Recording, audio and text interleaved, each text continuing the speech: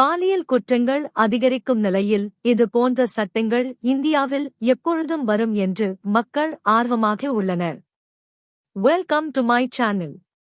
இத்தாலியின் திட்டம் என்ன நடக்கிறது? இட்லி அரசு பாலியல் குற்றங்கள், குறிப்பாக குழந்தைகள் மீது நடைபெறும் வன்முறைகள் அதிகரித்து வரும் நிலையில் கடுமையான சட்ட மாற்றங்களை பரிசீலித்து வருகிறது.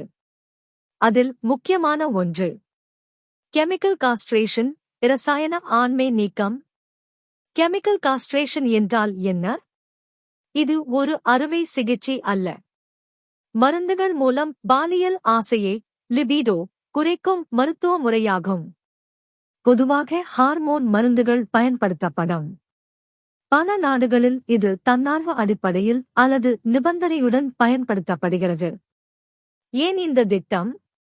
இத்தாலியன் கவர்மெண்ட் கருத்துப்படி குழந்தைகள் மீதான பாலியல் குற்றங்களை கட்டுப்படுத்த, மீண்டும் குற்றம் செய்வதை ரெசிடிவிசம் குறைக்க, சமூக பாதுகாப்பை அதிகரிக்க. உலகத்தில் நிலைமை. இந்த நடைமுறை சில நாடுகளில் ஏற்கனவே உள்ளது. போலந்து சில பாலியல் குற்றங்களுக்கு கட்டாயமாக, சவுத் கொரியா நீதிமன்ற உத்தரவுடன், யுனைடெட் ஸ்டேட்ஸ் சில மாநிலங்களில் நிபந்தனையுடன். எதிர்ப்பு சர்ச்சைகள். இந்த திட்டம் குறித்து மனித உரிமை அமைப்புகள் கவலை தெரிவித்துள்ளன. உடல் சுதந்திரம், ஹியூமன் ரைட்ஸ் மீறப்படுமா? இது உண்மையில் குற்றத்தை குறைக்குமா?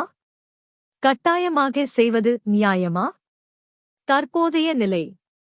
இது இன்னும் சட்டமாக அமலுக்கு வரவில்லை.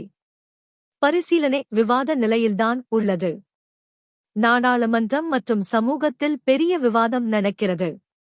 சுருக்கமாக, இத்தாலி கடுமையான பாலியல் குற்றங்களுக்கு எதிராக புதிய வழிகளை தேடுகிறது.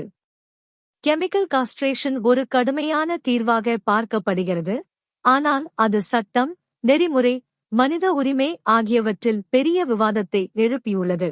நீங்கள் விரும்பினால் இந்த விஷயத்தை தமிழ்நாட்டோடு அல்லது இந்திய சட்டத்தோடு ஒப்பிட்டு விளக்கியும் சொல்லலாம்.